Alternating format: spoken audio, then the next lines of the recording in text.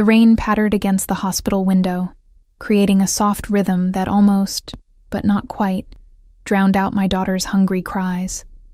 My fingers trembled as I tried to adjust her tiny pink hat. 3 days old and already so perfect, with those unmistakable dark eyes that made my heart both swell and shrink with every glance. "Shh, Sophia," I whispered, the name still foreign on my tongue. "Everything's going to be okay." I was lying, of course. Nothing had been okay since that night 10 months ago, when I'd made the catastrophic mistake of letting Alessandro Vitali into my life. Into my bed. The nurse pushed open the door with her hip, clipboard in hand, smiling that same practiced smile they all wore. "How are we doing, Ms. Bennett?" "Fine," I lied again, adjusting my position on the bed, wincing at the pain that shot through my lower body. Childbirth was brutal, but the fear coursing through my veins was worse. "Just need your signature on these last forms, and you'll be all set for discharge tomorrow morning." She handed me a pen, pointing to the highlighted sections. "Birth certificate information has been processed. Father's section has been left blank, as requested." My heart stuttered. "You're sure it's blank? There's no way anyone could—" "It's hospital policy, Ms. Bennett. You chose not to list the father, so that section remains blank in our system." She paused, her expression softening. "Though I should mention, he would still have legal rights if he ever came forward and established paternity." The word sent a chill down my spine. I forced a smile and signed where indicated, my signature a shaky scrawl. Sophia whimpered again, and I instinctively pulled her closer to my chest. "Just buzz if you need anything else," the nurse said, retrieving the clipboard before quietly exiting the room. Alone again with my daughter, I let the tears fall. How had I ended up here? 6 months ago, I was a promising sous chef at La Stella, one of New York's most exclusive Italian restaurants. Now I was a single mother running from the most dangerous man I'd ever met. I hadn't known who Alessandro was when I started working at La Stella. To me, he was just the intimidating, immaculately dressed owner who rarely spoke to staff, but whose presence changed the very air in the room. I'd feel his eyes on me sometimes, dark and unreadable, and I'd work twice as hard, desperate to prove my worth in a kitchen dominated by men. The night everything changed had been ordinary enough. A busy Friday service, the kitchen a controlled chaos of shouting, steam, and the relentless tick of the clock. I was plating a delicate risotto when Chef Marco knocked into me, sending the dish crashing to the floor in an explosion of ceramic and saffron-scented rice. "Useless girl," Marco had spat, his face contorted with rage. It wasn't the first time he'd targeted me, the only woman in his kitchen. But something in me snapped that night. "It was your fault," I'd fired back, voice trembling but clear. "You bumped into me." The kitchen fell silent, all eyes on us. Marco stepped closer, looming over me, when a cool voice cut through the tension like a blade. "Is there a problem?" Alessandro Vitali stood in the doorway to the kitchen, something I'd never seen before. Owners didn't come into the kitchen during service. But there he was, in a suit that probably cost more than 6 months of my rent, his dark eyes taking in the scene with frightening calculation. "No problem, Mr. Vitali," Marco stammered, immediately backing away from me. "Just a minor accident." Alessandro's gaze shifted to me, and I felt it like a physical touch. "And you? What do you have to say?" Everyone was staring, waiting for me to apologize, to back down.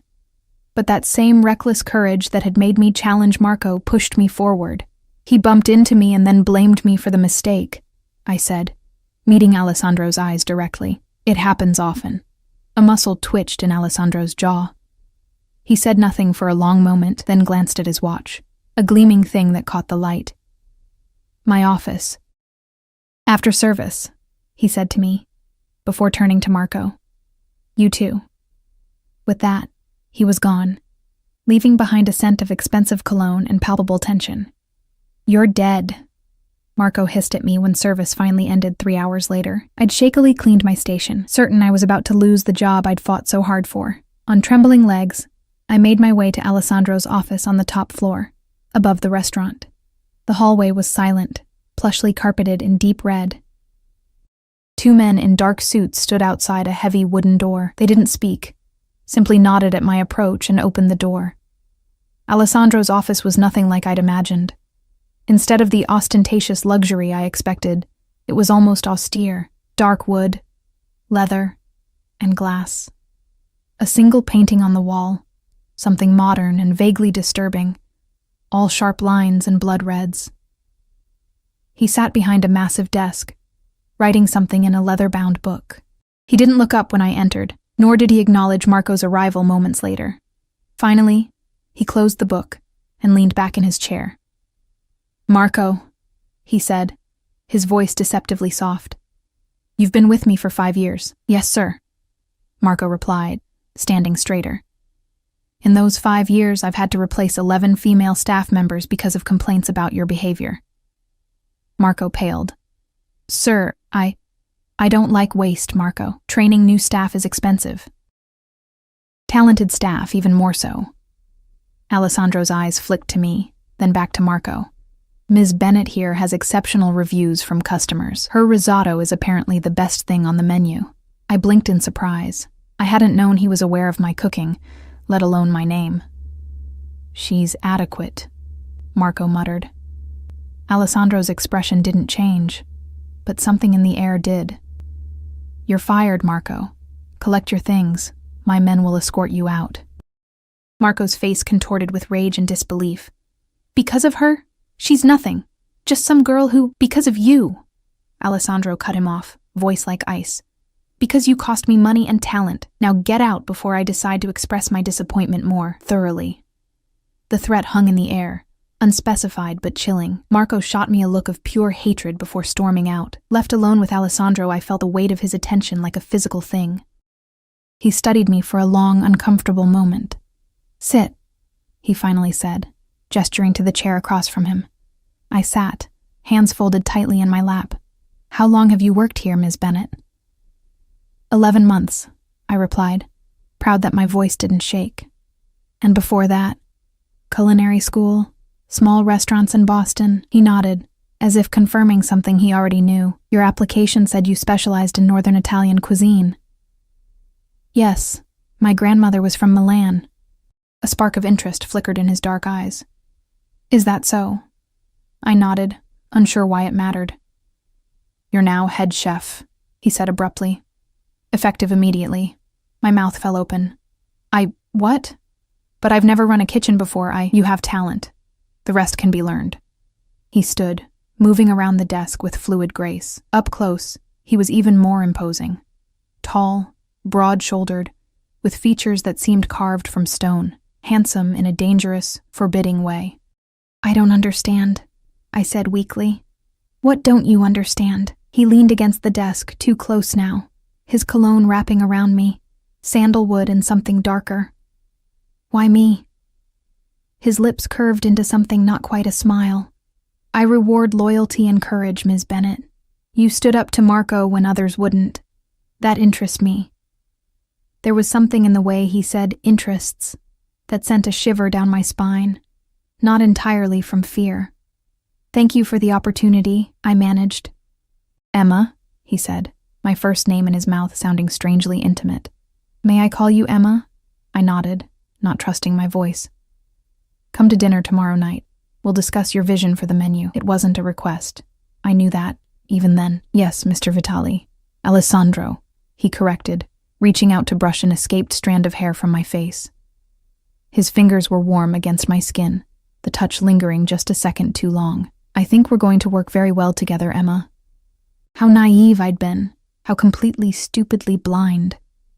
Sophia's tiny hand wrapped around my finger, pulling me back to the present. Outside the hospital window, the rain had turned to a downpour, sheets of water obscuring the New York skyline. "We're leaving tomorrow," I whispered to her. "Far away from here. From him." I'd already packed what little I owned in a single suitcase. The bus ticket to Portland was hidden in the lining of my wallet. My savings, pitifully small after medical bills, would have to last until I found work. A soft knock at the door made me jump. "Delivery for Emma Bennett," called a female voice. My heart raced as the door opened to reveal an orderly holding an enormous arrangement of white lilies. She placed them on the windowsill, handed me a small envelope, and left. With trembling fingers, I opened it, already knowing who they were from. The card inside held just 2 words in elegant script. "Congratulations, Tesoro." I dropped the card as if it had burned me. How had he found out? I'd been so careful. Left in the middle of the night, changed my phone, paid for everything in cash, unless... My blood turned to ice as I remembered the nurse's words about the birth certificate. Had someone at the hospital contacted him? Was there a leak in the system? I reached for the call button, desperate to speak to someone, anyone who could help me leave now, tonight, this minute. And then I heard it. The distinctive click of expensive shoes on the hospital's linoleum floor. The low murmur of deferential voices in the hallway. He was here. I clutched Sophia tighter to my chest as the door swung open. 2 men in dark suits entered first, scanning the room with practiced efficiency, and then he filled the doorway, tall and imposing in a perfectly tailored charcoal suit. Alessandro Vitali, the man I'd fled from, the father of my child, the head of New York's most powerful crime family. His dark eyes locked onto mine, then dropped to the bundle in my arms. "Emma," he said, his voice exactly as I remembered, low and smooth, with that faint Italian accent that grew stronger when he was angry. "Did you really think I wouldn't find out about my child?" Time seemed to stop as Alessandro stepped fully into the room. His men positioned themselves discreetly by the door, faces impassive. One of them, Anton, I recognized with a jolt, gave me a small nod. He'd always been kinder than the others during my time at La Stella. "Please leave," I whispered, tightening my grip on Sophia. She squirmed against me, making little mewling sounds that tore at my heart. Alessandro's eyes never left the baby. "Is it a boy or girl? She's none of your concern," I said, trying to inject strength into my voice. "You need to go before I call security." A ghost of a smile touched his lips. "Security won't come, Tesoro. This floor is temporarily understaffed." The casual way he said it sent chills down my spine.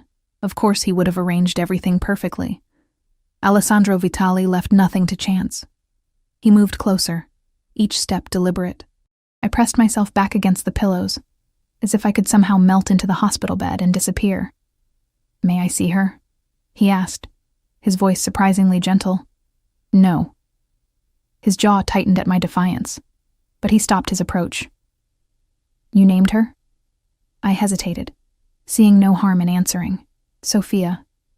Something flickered in his eyes, recognition, perhaps even approval. "After your grandmother?" I nodded, surprised he remembered that detail from our conversations. There had been so many late nights in his office, planning menus, discussing recipes, gradually crossing the line from professional to personal. I'd told him about my Nonna Sophia, her recipes, her stories of Milan. "It suits her," he said, then added softly in Italian, "Sophia Vitali." "No," I cut in sharply. "Her name is Sophia Bennett, my name." Alessandro's expression hardened. "We both know that's not true, Emma. You have no claim to her. I never put your name on the birth certificate." "Didn't you?" He reached into his jacket and withdrew a folded document, holding it out to me. My stomach dropped. With one hand still cradling Sophia, I reluctantly took the paper and unfolded it. It was a copy of Sophia's birth certificate, and there, in the space for the father's name, was clearly printed, Alessandro Marco Vitali. "This is impossible," I whispered. I left it blank. The nurse confirmed. "Do you really believe anything happens in this city without my knowledge?" He interrupted, taking the document back and carefully returning it to his jacket pocket. "Especially concerning something as important as the birth of my firstborn?" I felt ill. "How long have you known?" "About the pregnancy? Since the day after you left." He moved to the window, looking out at the rain-drenched city. "About the birth?" "I received a call while you were still in delivery." Tears of frustration burned in my eyes. "Why can't you just let us go? You don't want a child. You don't want a family." Alessandro turned, his expression unreadable. "You don't get to decide what I want, Emma." "I know exactly what you are," I spat. "What your business really is. The things you've done." The atmosphere in the room shifted, tension crackling like electricity before a storm. The men by the door straightened almost imperceptibly. "Careful, Tesoro. Alessandro said softly. You're speaking about things you don't understand. I understand enough. I saw the guns. I overheard the conversations. I'm not stupid. He approached the bed again, this time not stopping until he stood directly beside me. Slowly, deliberately, he reached down toward Sophia. I jerked away. Don't touch her. She is my daughter, he said, each word enunciated with precision. Mine. You think I would hurt her? My own blood? I think you'd hurt anyone who stood in your way. Something like pain flashed across his face. So quickly I might have imagined it. You really believe that of me? The question caught me off guard. Did I? In all our time together, Alessandro had never once raised a hand to me. Had never even raised his voice. His anger was always a cold, controlled thing, far more frightening than any shouting. I believe you're dangerous, I said finally. To me. To her. Alessandro's gaze dropped to Sophia again, who had fallen asleep against my chest, her tiny face peaceful and unaware of the storm raging around her. May I hold her? He asked again, and this time there was something in his voice I'd never heard before. Vulnerability, perhaps. Please, Emma. That please undid me. In all our time together, I'd rarely heard him use the word. Alessandro didn't ask. He commanded. Against my better judgment, I carefully shifted Sophia in my arms, watching his face as I slowly extended our daughter toward him. The transformation that came over him was astonishing. His usually hard features softened as he took Sophia with a gentleness I wouldn't have believed possible from those hands. He cradled her expertly against his chest, supporting her head with surprising confidence. You've held babies before, I observed, unable to hide my surprise. A corner of his mouth lifted. I have many nieces and nephews. Family is everything to us. To us. To the Vitalis. To the organization I'd fled from the moment I realized what it truly was. She has my mother's nose, he murmured, running a finger delicately over Sophia's features. But your eyes, I think. The shape, maybe. The color is all yours. The words slipped out before I could stop them. His gaze met mine, something warm and intimate passing between us that made my heart race in a way that had nothing to do with fear. Why did you run, Emma? He asked quietly. The truth. I looked away, unable to bear the intensity of his stare. You know why. I want to hear you say it. I took a deep breath, gathering my courage. I found the gun in your desk drawer. I overheard your conversation with Salvatore about the shipment and the competition that needed to be permanently resolved. My voice trembled slightly. And then one of your men, Dino, saw me listening. He told me... Alessandro's expression darkened. Told you what? That you were the head of the Vitali crime family. That La Stella was just a front, that people who crossed you ended up in the East River. I swallowed hard, and when I realized I was pregnant, I couldn't bring a child into that world. He was silent for a long moment, still gently rocking Sophia. Dino was fired the next day, he finally said. For frightening you, for making you run. Is what he said true? Alessandro didn't answer directly. You were never in danger from me, Emma. Never. You are, under my protection. I don't want your protection, I said, though the words lacked conviction even to my own ears. I want freedom. I want a normal life for my daughter. Our daughter. He handed Sophia back to me with the same gentle care. And what makes you think I can't give her a normal life? I laughed bitterly. Normal? You call what you do normal? I call it business, he replied evenly. A business that provides very well for family. I won't have her grow up surrounded by violence and crime. Alessandro's expression hardened. So instead you would have her grow up without a father? In poverty?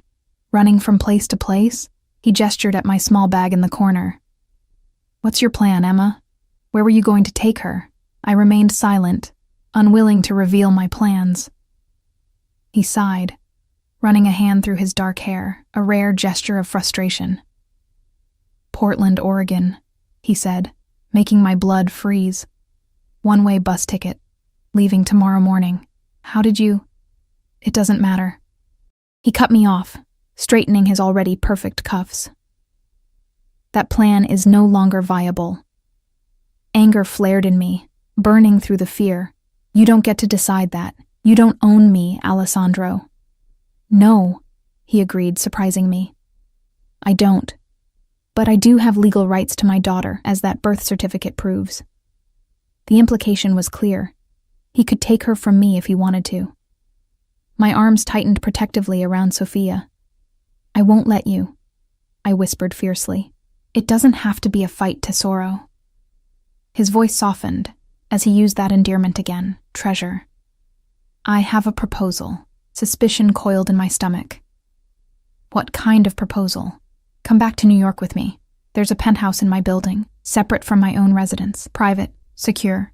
You and Sophia will live there. You'll want for nothing. I stared at him. You want to keep us like pets? In a gilded cage? His jaw tightened at the insult. I want my daughter in my life. I want her safe. And despite what you may believe, I want you safe as well. Why would I ever agree to that? Because the alternative is a legal battle you cannot win, he said bluntly. I have resources you cannot imagine, Emma. The best lawyers. Judges who owe me favors. You'd really do that? Fight me for custody? If necessary. His dark eyes held mine, but I would prefer not to. The worst part was that I believed him. Alessandro never made threats he wasn't prepared to follow through on. And what happens in this arrangement? I just live in your building, bring Sophia to visit whenever you demand? For how long? For as long as necessary, he replied. Until we come to a more permanent arrangement. My heart skipped a beat. Meaning what, exactly? He didn't answer directly. You'll have full staff at your disposal. A nanny, if you wish. Security, of course. An allowance for whatever you need. I don't want your money. Sophia deserves the best, he countered. The best schools. The best opportunities. Everything I can provide. I looked down at my daughter's sleeping face. So perfect and innocent. What kind of life could I truly offer her on my own? Cramped apartments, daycare I could barely afford, constant worrying about bills and safety. And what about me? I asked quietly. What do you expect from me in this arrangement? Something heated flared in Alessandro's eyes. Nothing you aren't willing to give, Emma. The air between us seemed to thicken with unspoken memories, his hands on my body, his mouth against my skin. For all his faults, all his sins, I couldn't deny that what we'd had was real. Electric. Consuming. I'd want to work, I said, trying to clear my head of those dangerous thoughts, to cook again. The position of head chef at La Stella remains open, he said. No one else has lived up to my standards since you left. I almost laughed at the absurdity of it all. You expect me to just pick up where I left off, after everything? I expect you to do what's best for our daughter, he replied. And for yourself. Sophia stirred in my arms, her tiny face scrunching up before relaxing again. I gazed down at her, overwhelmed by love and fear in equal measure. I need time to think, I said finally. Alessandro checked his watch, a different one from what I remembered, but equally expensive. You have until tomorrow morning, when you're discharged. And if I say no? If I run again? His expression turned grim. Don't make me your enemy, Emma. Not when I'm trying to be reasonable. The threat hung in the air between us, all the more frightening for being unspoken. Your car will be waiting at the main entrance at 9, he continued. Anton will escort you. He gestured toward the man at the door, who nodded slightly in acknowledgement. And if I'm not there? I challenged. Alessandro moved closer, unexpectedly reaching out to brush a tear from my cheek that I hadn't even realized had fallen. You will be, he said softly, because you're smart, and because deep down, you know I'm right. He leaned forward, his lips brushing my forehead in the ghost of a kiss. She needs both of us, Emma. Without waiting for my response, he straightened and moved toward the door. Rest. You look exhausted. I was. Bone deep, soul-crushingly tired, but I couldn't let him see that weakness. Tomorrow, then, I said, my voice steadier than I felt. At the door, he paused and looked back, his gaze dropping once more to Sophia. Something almost tender crossed his features before his usual mask slipped back into place. Welcome to the world, little one, he murmured in Italian. Then to me, in English, she's perfect, Emma. You did well. With that, he was gone, his men following silently behind him. Only the lingering scent of his cologne and the enormous bouquet of lilies remained as evidence he'd been there at all. I stared at the closed door, mind racing. I could still run, find another way out of the hospital, change the plan. But deep down, I knew the truth. Alessandro had found me once. He would find me again. And next time, he might not be so reasonable. Sleep eluded me that night. I lay awake. Sophia nestled in the hospital bassinet beside my bed, watching shadows play across the ceiling. Every time I closed my eyes, I saw Alessandro's face. The way he'd looked holding our daughter, a tenderness I hadn't believed him capable of. By morning, exhaustion had settled into my bones, but my decision was made. The nurse arrived early, cheerful and oblivious to the turmoil inside me. "Ready to go home, Ms. Bennett? All your discharge paperwork is processed." Home. The word felt hollow now. "Yes," I said, mechanically going through the motions, changing into the loose dress I'd packed, carefully dressing Sophia in her going-home outfit, listening to the nurse's instructions about recovery and newborn care. At precisely 8:50, there was a knock at the door. Anton entered, his imposing frame somehow less threatening in daylight. Behind him was a woman I didn't recognize, middle-aged, with kind eyes and an efficient manner. "Ms. Bennett," Anton nodded respectfully. "This is Maria. She's a registered nurse and will be assisting with the baby." I bristled immediately.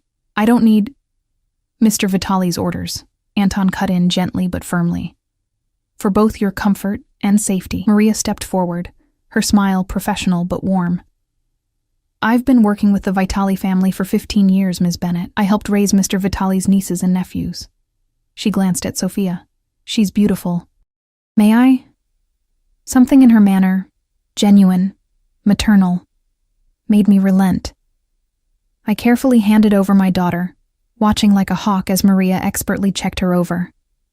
"Perfect," she pronounced, wrapping Sophia securely in her blanket before returning her to me. "The car is waiting. I have a proper car seat installed." Of course, Alessandro would have thought of everything, down to the last detail. The hospital corridor felt endless as we walked. Maria slightly ahead, Anton behind. A few nurses glanced our way, quickly averting their eyes when Anton looked in their direction. I wondered how much they knew, how much Alessandro had arranged. Outside, the morning was bright and crisp, autumn sunlight glinting off buildings still wet from yesterday's rain. A sleek black SUV with tinted windows waited at the curb. The driver, another of Alessandro's men whose name I couldn't recall, stepped out immediately, opening the rear door. The interior was luxurious, with soft leather seats and what looked like bulletproof glass separating the driver's compartment. A top-of-the-line infant car seat was installed in the center of the back row. "Allow me," Maria said, taking Sophia and expertly securing her in the seat, checking and double-checking the straps. I hesitated at the door, that old instinct to run screaming inside me. But where would I go? How far would I get with a newborn and no money? Anton seemed to read my thoughts. "It's the right decision, Ms. Bennett," he said quietly. "For both of you." I looked up at him, searching his face. "Is it? You know him better than I do. What kind of man is he, really?" Anton's expression remained carefully neutral. "Mr. Vitali is complicated, but I've worked for him for 12 years, and I've never seen him as invested in anyone as he is in you and the baby." He paused. "That means something in our world. Our world, not mine. Never mine." I climbed into the SUV, settling beside Sophia's car seat. Maria took the seat on the other side, while Anton rode in front with the driver. As we pulled away from the hospital, I felt a strange mixture of dread and relief. At least for now, I didn't have to run anymore. The drive through Manhattan was surreal. Streets I'd walked countless times as a struggling chef looked different from behind the tinted windows of Alessandro's car. We headed uptown, eventually turning onto a tree-lined street of exclusive buildings with doormen and awnings. The SUV pulled into a private underground garage beneath one of the most imposing buildings, all limestone and discreet luxury. 2 more security men were waiting as we emerged from the vehicle. "This way, please," one of them said, leading us to a private elevator that required both a key card and a fingerprint scan. "My fingerprint won't—" I began. "You've been added to the system," the guard said, taking my free hand and gently pressing my thumb to the scanner. The light flashed green, and the elevator doors slid open. Inside, Anton pressed the button for the 31st floor. "Mr. Vitali's residence is the penthouse on 35, he explained. "Yours is 31, the entire floor." The elevator was swift and silent. When the doors opened, they revealed a foyer of cream marble and subtle lighting. Anton stepped forward, placing my thumb on another scanner beside an elegant wooden door. "This registers as your entry point," he explained. "Only you, Maria, and Mr. Vitali have access, for security." The door swung open to reveal a space that stole my breath. Floor-to-ceiling windows showcased a panoramic view of Central Park and the Manhattan skyline. The apartment was massive, decorated in a palette of soft grays, blues, and whites. Modern but warm, with none of the ostentatious luxury I'd half expected. "This way," Maria said gently, leading me past the open-concept living area into a hallway. The first door opened into a nursery that made my heart clench. Pale yellow walls, a white crib with delicate bedding, a plush rocking chair by the window, shelves filled with books and toys. A hand-painted mural of an Italian countryside covered one wall. "When did he—" I couldn't finish the question. "Mr. Vitali commissioned it the day after you left," Maria answered quietly. "He knew you were pregnant before you did, I think." I turned to her in shock. "That's impossible." She smiled slightly. "Mr. Vitali notices everything, Miss Bennett, especially about people he cares for. The words echoed strangely in my head. We continued the tour. A master suite with a bed that looked cloud-soft and a bathroom bigger than my entire former apartment. A guest room, a study lined with bookshelves, and finally a kitchen that made me stop in my tracks. It was a chef's dream. Professional-grade everything, from the massive gas range to the double ovens, the expansive marble countertops to the walk-in refrigerator. Copper pots hung from a rack above the island, gleaming in the morning light. "He remembered," I whispered, running my fingers over the countertop. We'd talked about this once, late at night in his office, my dream kitchen. Every detail was exactly as I'd described. "Your personal items have been moved in," Anton said, gesturing to the master bedroom, "and the refrigerator and pantry are fully stocked." "Moved in?" I turned to him, alarmed. "From where?" "Your apartment on Bleecker Street," he replied, as if this were perfectly normal. "Mr. Vitali had it maintained after you left." The violation of privacy should have angered me, but I was too exhausted to feel anything but resignation. Of course Alessandro had kept my apartment. Of course he'd expected me to return. Sophia began to fuss, her tiny face scrunching up in preparation for a cry. "She's hungry," I said, moving to the couch and settling myself to nurse her. Maria nodded. "I'll prepare something for you to eat. You need your strength." As she busied herself in the kitchen, Anton cleared his throat. "Mr. Vitali will visit this evening to check that you've settled in, around 7. My heart jumped at the news. That wasn't part of our agreement. "There was no formal agreement, Ms. Bennett," Anton replied evenly. "Just an understanding that you would return to New York with your daughter." As if summoned by our conversation, my phone, which I hadn't even realized was in my purse, chimed with a text message. "Unknown number. The apartment is acceptable?" How had he gotten my new number? I'd only purchased the burner phone a week ago. I stared at the screen, debating whether to respond. A second message appeared. "I can see you've read this, Emma." I suppressed a shiver. With one hand still supporting Sophia at my breast, I awkwardly typed a reply. "Yes, it's acceptable."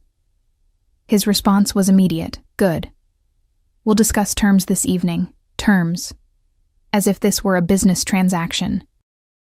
Perhaps to him, it was. I didn't reply, turning my attention back to Sophia, who nursed contentedly, oblivious to the storm clouds gathering around us. Maria brought a tray with a light meal. A perfect omelet, fresh fruit, crusty bread still warm from the oven. My stomach growled, reminding me I hadn't eaten properly in days. "You should rest after you eat," she said. "I can watch the little one while you take a shower. Maybe a nap." The thought of sleep was tempting, but I shook my head. "I'm not comfortable." "I understand," she cut in gently. "It's normal to be protective with your first. I'll just sit with you then, help if you need it." Something about her calm, no-nonsense manner reminded me of my grandmother. I found myself relaxing slightly in her presence. The day passed in a blur of feeding, changing, and brief moments of sleep whenever Sophia allowed. True to her word, Maria was an unobtrusive but helpful presence, showing me little tricks for soothing the baby and making sure I ate and drank enough. As evening approached, my anxiety mounted. I stood in the master bathroom, staring at my reflection in the enormous mirror. I looked pale, tired, my body still swollen from pregnancy and birth. I'd managed a quick shower and found clothes in the closet that must have come from my old apartment, though I noticed several new items with price tags still attached, in a size that would accommodate my post-pregnancy body. Another of Alessandro's presumptions that should have angered me, but instead left me feeling strangely cared for. At precisely 7 o'clock, the apartment's intercom chimed. Maria answered it, spoke quietly, then came to find me in the nursery where I was putting a freshly changed Sophia in a clean onesie. "Mr. Vitali is here," she said. I nodded, gathering Sophia into my arms like a shield. Alessandro entered without knocking. The apartment was his property, after all. He'd changed from the suit of yesterday into more casual attire, dark jeans and a charcoal sweater that somehow looked just as expensive and tailored as his usual business wear. His eyes found me immediately, scanning me from head to toe as if checking for damage. "You look better," he said by way of greeting, less exhausted. "That's what happens when armed men aren't threatening to take your child," I replied, unable to keep the bite from my tone. The corner of his mouth twitched, in amusement or annoyance, I couldn't tell. "Maria, Anton, leave us," he said without looking away from me. Maria hesitated. "Ms. Bennett hasn't eaten dinner yet." I was about to. "I've brought dinner," Alessandro cut in smoothly, "from La Stella, Emma's favorites." Only then did I notice the bags Anton had set on the kitchen counter before departing. When they were gone, Alessandro approached slowly, his eyes on Sophia. "May I?" he asked, extending his arms. I hesitated, then reluctantly handed her over. Just as yesterday, he held her with surprising ease, studying her sleeping face with what looked like genuine wonder. "She's already changed since yesterday," he murmured, her features more defined. "Babies change quickly," I said, watching them closely. "Especially in the first weeks." Alessandro looked up at me, his dark eyes intense. "Thank you for staying." Did I have a choice? "We always have choices, Emma. Some are just more difficult than others." He moved to the sofa, settling with Sophia still in his arms. I remained standing, arms crossed over my chest. "Join me," he said, not quite an order, but not quite a request either. I sat at the opposite end of the sofa, maintaining as much distance as possible. "Are you recovering well? Any complications from the birth?" he asked. The question caught me off guard with its genuine concern. "I'm fine. It was straightforward as these things go." He nodded, eyes returning to Sophia. "I've arranged for the top pediatrician on the Upper East Side to visit tomorrow, and a postpartum specialist for you." "I don't need—" "It's not negotiable," he interrupted, his tone firmer. "Your health and hers are paramount." I bit back a retort, reminding myself of my precarious position. Push too hard, and he might revoke whatever freedoms he was willing to grant. "You mentioned terms," I said instead. "What exactly do you want from this arrangement?" Alessandro shifted Sophia to his shoulder, patting her back gently when she squirmed, direct as always. "It's one of the things I admired about you from the beginning. The terms, Alessandro." He studied me for a moment, then nodded. "Simple enough. You and Sophia live here. You return to your position at La Stella when you're ready. 4 weeks from now, perhaps 6. Whenever your doctors clear you, Sophia will have round-the-clock security and care from staff of your choosing, approved by me. And you? I'll visit regularly, have dinner with you both, spend time with my daughter. Just dinner? Just visits?" His eyes darkened. "What are you asking, Emma?" "I'm asking if you expect me to resume our previous relationship." The air between us thickened with unspoken tension. "I expect nothing you aren't willing to give," he said finally, echoing his words from the hospital. "But I won't pretend I don't want you. That hasn't changed." Heat rushed to my face. "This isn't about us. It's about Sophia. It's about all of us," he corrected. We're a family now, whether you accept that yet or not. Family. The word hung between us, laden with meaning. You're not what she needs in a father, I said quietly. Not with what you do, who you are. Alessandro's jaw tightened, but he kept his voice calm for Sophia's sake. You know very little about what I do, Emma, or who I really am. I know enough. He shook his head slightly. You know pieces, fragments you weren't meant to see. Then tell me, I challenged. Tell me I'm wrong about the Vitali family business. For a long moment, he was silent, his fingers gently stroking Sophia's back. Then, with a sigh that seemed to come from somewhere deep inside him, he spoke. My family has interests in real estate, shipping, restaurants, nightclubs, all legitimate. He met my gaze directly. We also have interests that operate outside conventional legal boundaries. I won't insult your intelligence by denying that. I appreciated the honesty, even as it confirmed my worst fears. But, he continued, what you need to understand is the separation I maintain between those worlds. My home, this building, these residences, they are untouched by that side of the business. As is La Stella. As you will be. As Sophia will be. You can't compartmentalize like that, I argued. The danger follows you. It doesn't, he said with absolute conviction. Not here. Not to my family. That is the one rule that everyone in our world respects, Emma.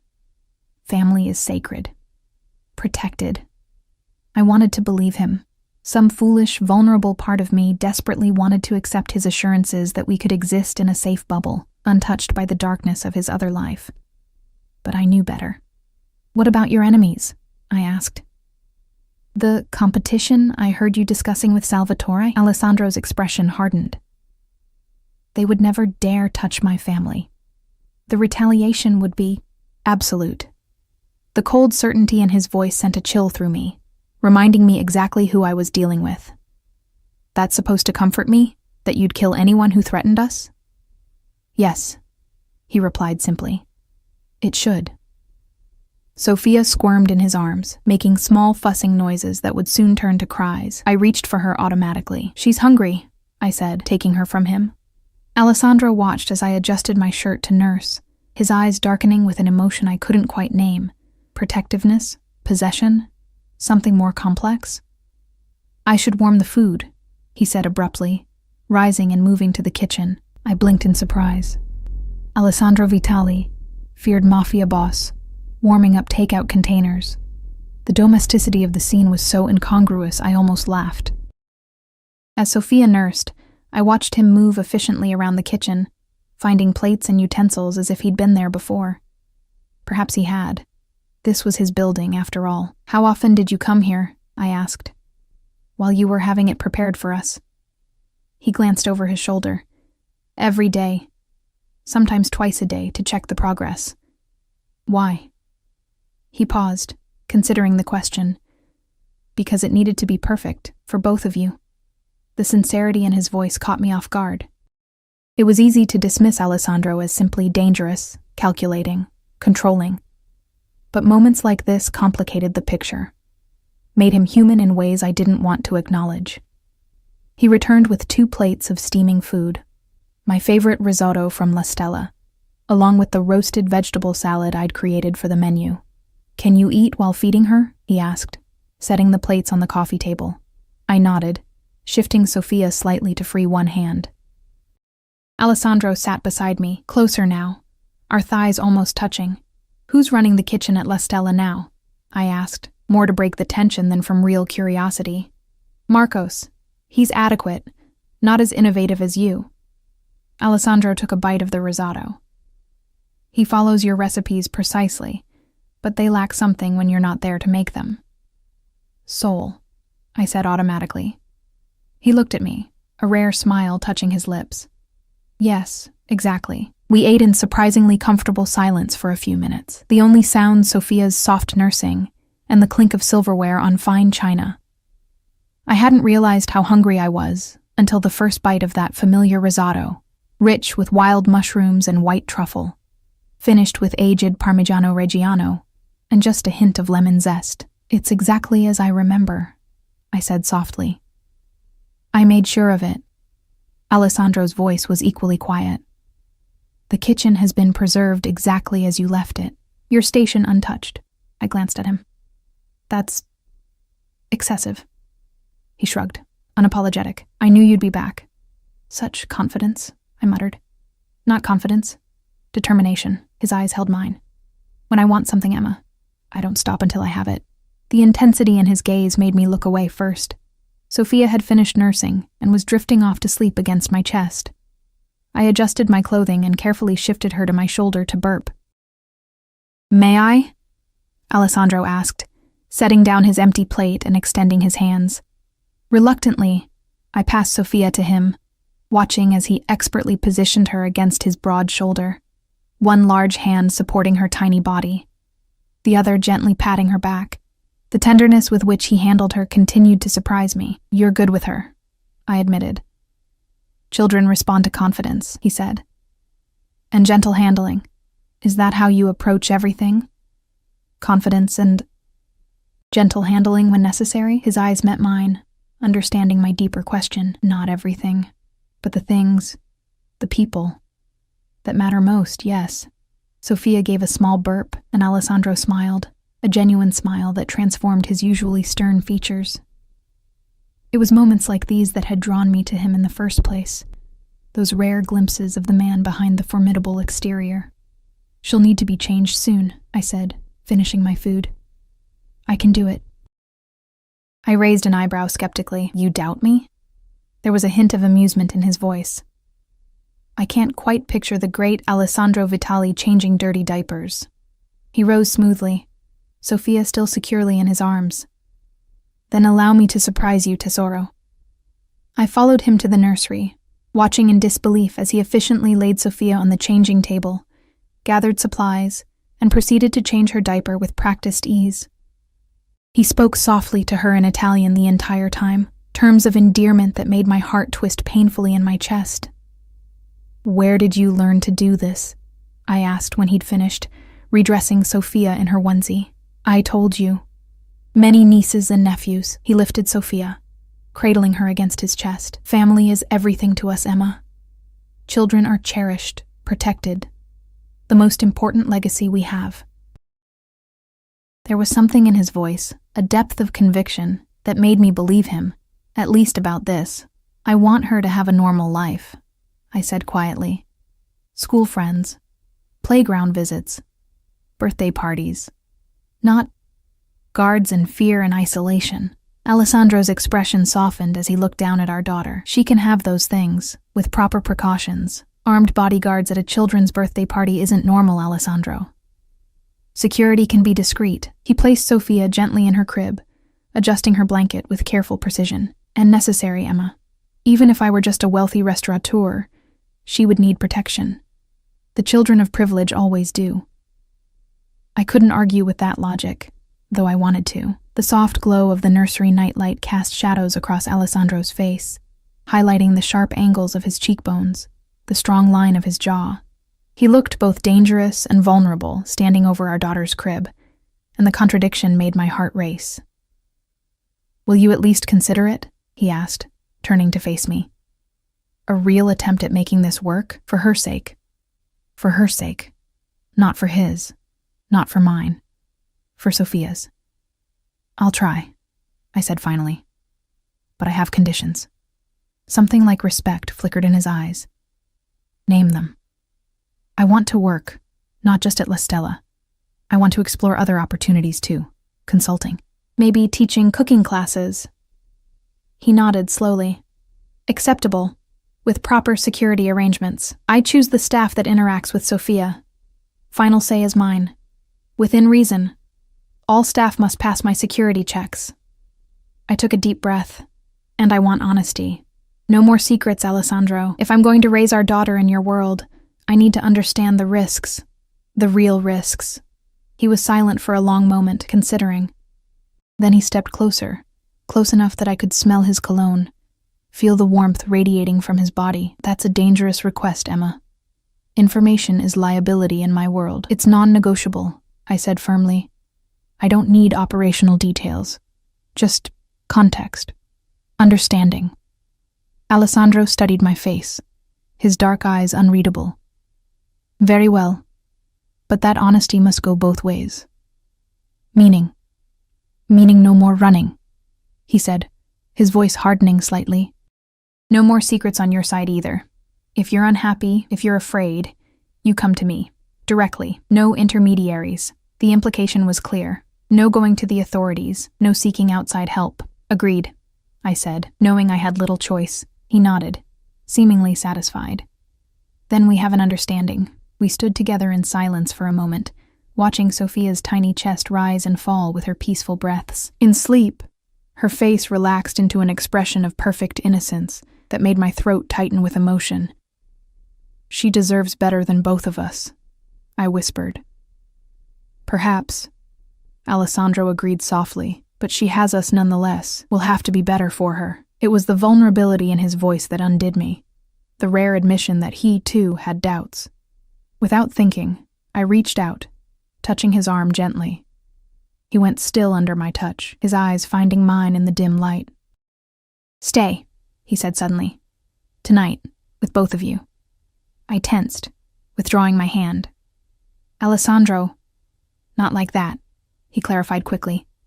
Just here, in the apartment. I'll take the guest room. I just want... He trailed off, seeming uncharacteristically at a loss for words. Want what? I prompted. Time, he said finally. With my family. Family. That word again, loaded with meaning and expectation. All right, I conceded, surprising myself. But relief just tonight flickered across his features. Another crack in the impenetrable facade he usually presented to the world. With a gentle touch to Sophia's cheek, he straightened and moved toward the nursery door. I have calls to make, he said, his tone shifting back to businesslike efficiency. I'll be in the study. Will you be all right alone for a while? I almost smiled at that. I've been alone with her since she was born, Alessandro. I think I can manage. He paused, looking back at me. You're not alone anymore, Emma. Remember that. The words followed me as I moved through the evening routine, preparing bottles for night feedings, arranging diapers and wipes for easy access, taking a quick shower in the luxurious bathroom. Through the walls, I could hear the low murmur of Alessandro's voice as he conducted his business in the study. I wondered what he was discussing, who was on the other end of those calls. The legitimate side of his empire, or the shadow business I was trying not to think about. The line between seemed increasingly blurred the longer I spent in his orbit. By the time I crawled into the obscenely comfortable bed, exhaustion was pulling at my limbs, making my eyelids heavy. I left the door to the nursery open, the baby monitor on the nightstand nonetheless broadcasting Sophia's soft breathing. I must have fallen asleep almost instantly, because the next thing I knew, a small cry was pulling me from dreams. I blinked awake, disoriented by the unfamiliar surroundings until memory rushed back. Alessandro's apartment, our new prison, or sanctuary, depending on how you looked at it. Sophia's cry came again, more insistent this time. I pushed back the silky sheets, ready to go to her, when a movement in the nursery caught my eye. Alessandro was already there, his tall frame bent over the crib, lifting Sophia with those surprisingly gentle hands. I watched, frozen in the doorway, as he cradled her against his chest, murmuring softly in Italian. Mi dispiace, piccola, he was saying. Sorry, little one. Papa è qui. Papa is here. Papa. Father. The word seemed to echo in the quiet room. He turned, spotting me in the doorway. She's hungry, I think, he said, his voice rough with sleep. I nodded, moving forward to take her. Our hands brushed during the transfer, sending an unwelcome jolt of awareness through me. Thank you, I said quietly, settling into the rocking chair to nurse. Alessandro didn't leave as I expected. Instead, he leaned against the wall, watching us with an intensity that should have made me uncomfortable, but somehow didn't. You should go back to sleep, I told him. No point in both of us being awake. I don't mind, he replied. I've slept enough. In the dim light, with his hair tousled from sleep and wearing just a t-shirt and pajama pants, He looked younger, more human. The Alessandro I'd first fallen for, before I knew the full truth of who he was. "What are you thinking?" he asked, catching my stare. "That I don't know how to reconcile the different versions of you," I admitted, too tired for pretense. "The man who tenderly holds his daughter and the man who," I trailed off, "does what needs to be done," he finished. "You don't have to reconcile them, Emma. Just accept that both exist." As Sophia nursed contentedly, her tiny hand wrapped around my finger, I wondered if I could do that, accept the contradiction that was Alessandro Vitali, father, lover, criminal. The man who had trapped me, but who was also undeniably offering a kind of freedom I couldn't achieve alone. Security, stability, protection. "One day at a time," I murmured, more to myself than to him. Alessandro pushed away from the wall, approaching to kneel beside the rocking chair. Gently, he brushed a strand of hair from my face, his fingers lingering against my cheek. "One day at a time," he agreed softly. "That's all any of us can do." 6 months passed in a strange new rhythm. Days of learning to be a mother, nights interrupted by Sophia's cries, and through it all, Alessandro's constant, watchful presence. Not always physically, he had his business to run after all, but his influence touched every aspect of our lives. Security men who discreetly followed when I took Sophia to the park, the private pediatrician who made house calls, the carefully vetted nanny who helped when I returned to La Stella 3 days a week, and Alessandro himself, who came for dinner almost every evening, who spent weekend mornings playing with Sophia on the plush carpet of the living room, who watched me with those dark, intense eyes that still made my heart race despite everything. We existed in a careful dance of co-parenting and unresolved tension. He never pushed for more, true to his word that he expected nothing I wasn't willing to give. But the air between us remained charged with possibilities, with memories of what had been and what might be again. Winter had melted into spring, and Sophia was thriving, sitting up now, babbling constantly, her personality emerging more each day. She had Alessandro's dark eyes and determined temperament, but my smile and curiosity, the perfect blend of us both. I was in the kitchen preparing dinner when I heard the apartment door open. Alessandro wasn't due for hours. He had meetings across town. He'd said that morning before leaving. I tensed, listening for the security system's warning chime, but there was only the sound of familiar footsteps. "Emma?" Alessandro's voice, tighter than usual. "In the kitchen," I called, turning down the flame under the simmering sauce. He appeared in the doorway, still in his business suit, but with his tie loosened, hair slightly disheveled, unusual for a man who maintained impeccable control over his appearance. "What's wrong?" I asked immediately, wiping my hands on a towel. "Where's Sophia?" "Napping. Maria is with her." Alarm crept into my voice. "Alessandro, what's happened?" He crossed to the refrigerator, pouring himself a glass of water and drinking it in one long swallow before answering. "There's been a situation." With the Cardano family, my blood ran cold. I'd learned enough about Alessandro's world over the past months to recognize the name of his chief rival family in New York's criminal hierarchy. "What kind of situation?" I asked cautiously. Alessandro's jaw tightened. "Nothing for you to worry about. It's being handled." "Don't do that," I said, anger flaring. "You promised honesty, remember? No more secrets." He studied me for a long moment, then nodded once, sharply. "Vincenzo Cardano's youngest son was arrested this morning. He believes we provided information to the authorities. Did you?" "No." Alessandro's voice was flat. "The idiot got caught in an FBI sting operation all on his own. But Vincenzo isn't thinking rationally. His son faces serious charges." I gripped the edge of the counter. "And this affects us how?" "It doesn't," Alessandro said firmly. "But as a precaution, I'm increasing security here and at La Stella. And I'll be staying here for a few nights."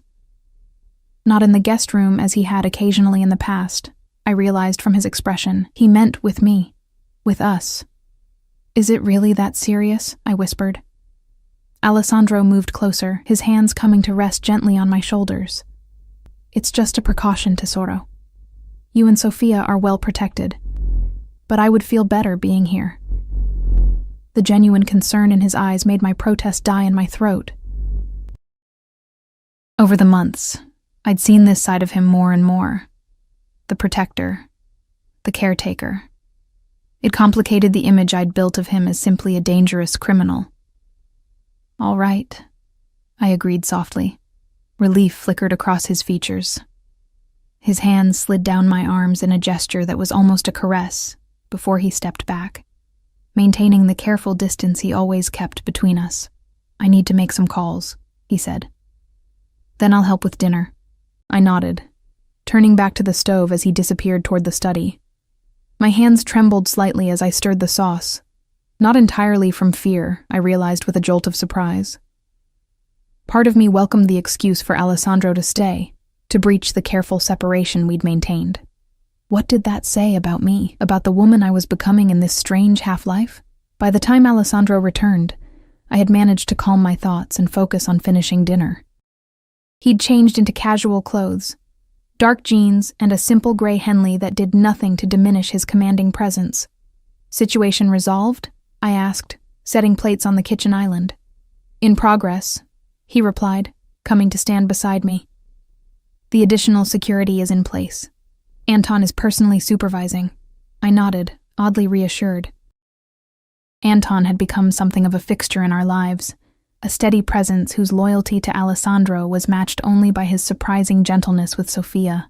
"She should be waking soon," I said, glancing at the clock. As if on cue, the baby monitor on the counter lit up with sounds of Sophia stirring. "I'll get her," Alessandro said, already moving toward the nursery.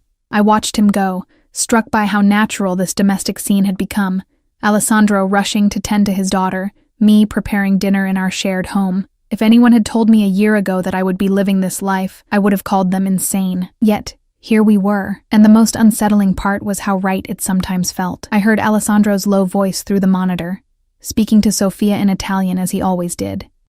Her happy babble in response made me smile despite my lingering anxiety. They appeared a few minutes later, Sophia freshly changed and beaming in her father's arms. She reached for me immediately, and I took her, pressing a kiss to her soft cheek. "Mama," she said, one of her few clear words. "That's right, sweetheart," I murmured, settling her in her high chair. Mama made dinner for us. Alessandro watched us with an intensity that made my cheeks warm. "She grows more beautiful every day," he said softly. "Like her mother." I busied myself with preparing Sophia's food, avoiding his gaze. These moments of tenderness were the most dangerous, the times when I almost forgot why I had run from him in the first place. We ate dinner in a strangely comfortable silence, interrupted only by Sophia's babbling and occasional spills as she insisted on trying to feed herself. Alessandro watched her with undisguised pride, cleaning her face with a patience I never would have expected from him. "I've been thinking," he said as I cleared the plates, "about your desire for normalcy for Sophia." I glanced at him warily. "And? There's a property in Connecticut, secluded, secure. We could spend weekends there.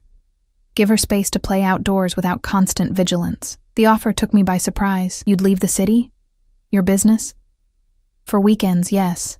He reached across the table, his fingers brushing mine briefly.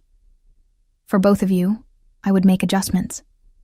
The gesture, so small yet so significant, made my heart stutter. I pulled my hand away gently. "Let me think about it," I said.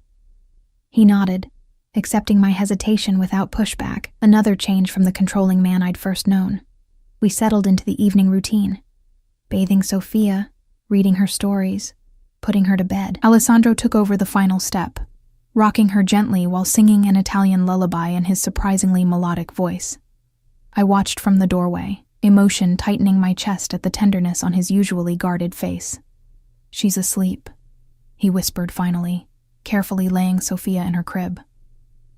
I nodded, suddenly acutely aware that the moment I'd been avoiding had arrived. Bedtime, with Alessandro staying. He seemed to read my thoughts, a disconcerting ability he'd always had. "I can take the sofa," he offered quietly as we left the nursery. "Don't be ridiculous," I replied, my voice steadier than I felt. "The bed is huge. We're adults." A ghost of a smile touched his lips. "Are you sure, Emma? It's just sleep, Alessandro." His dark eyes held mine for a long moment. If that's what you want. I don't know what I want anymore, I admitted softly.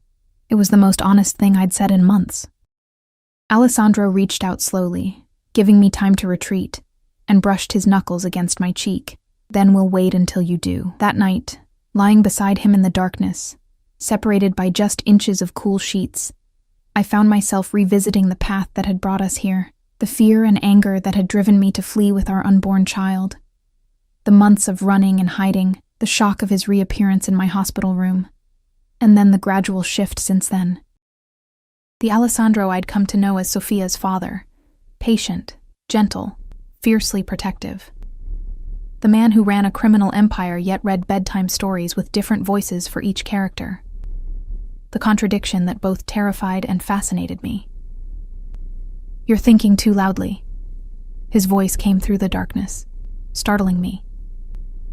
I turned to find him watching me, his profile illuminated by the faint light filtering through the curtains. Sorry, I murmured. Don't apologize. He shifted to face me fully. Tell me what's keeping you awake. I hesitated, then decided on honesty. I was thinking about how complicated this has all become. Us, this life. Complicated how? I left because I was afraid of who you are. What you do, I said slowly. I wanted to protect Sophia from that world. And now? He prompted when I fell silent. Now I'm not sure what I'm protecting her from anymore. Or if I'm protecting her at all. Alessandro was quiet for a moment, considering my words. You're giving her stability, a father who adores her, security. That's protection, Emma. But at what cost? I whispered. The moral compromises I make every day, by staying here, accepting this life. He propped himself up on one elbow, his expression serious in the dim light. Let me ask you something. In these 6 months, have I ever asked you to participate in anything illegal? To compromise your principles in any way? No, I admitted. Have I kept my promise to separate that part of my life from you and Sophia? Yes, but... Then perhaps the compromise isn't as great as you believe. He interrupted gently. Perhaps you're still viewing this in absolutes. Good and evil, right and wrong. Aren't some things absolute? I challenged. Alessandro's lips curved slightly. Very few, in my experience. Most of life exists in shades of gray. That's a convenient philosophy for someone in your position. Perhaps, he acknowledged. Or perhaps it's simply true. I had no answer for that. In the silence that followed, Alessandro's hand found mine atop the covers, his fingers intertwining with mine in a gesture that felt more intimate than any kiss. What do you want, Emma? He asked quietly. Not for Sophia, not for me, for yourself. The question caught me off guard. For so long, my wants and needs had been subjugated to survival, to motherhood, to fear. What did I want? I want to stop being afraid, I whispered finally. Of you, of the future, of my own feelings. His hand tightened on mine. And what are those feelings? I met his gaze in the darkness, complicated, confused, angry sometimes, but also, he prompted when I trailed off. Instead of answering with words, I closed the distance between us, pressing my lips to his in a tentative kiss. Alessandro remained perfectly still for a heartbeat, then responded with carefully restrained passion, his free hand coming up to cup my face. When we finally broke apart, both breathing harder, he rested his forehead against mine. Are you sure? He asked, his voice rougher than usual. No, I admitted. I'm not sure of anything, but I'm tired of fighting this. Whatever it is between us, Alessandro brushed his thumb across my lower lip. I told you once I would wait until you knew what you wanted. That hasn't changed. And if what I want is just for tonight? I asked. If tomorrow I'm still confused, still uncertain about this life, then we'll have tonight, he said simply. And tomorrow will be tomorrow. His honesty, his willingness to accept my terms. It was another crack in the fortress I'd built around my heart. I missed you, I confessed, the words slipping out before I could stop them. Even when I hated you for finding us, for forcing me back here, I missed you.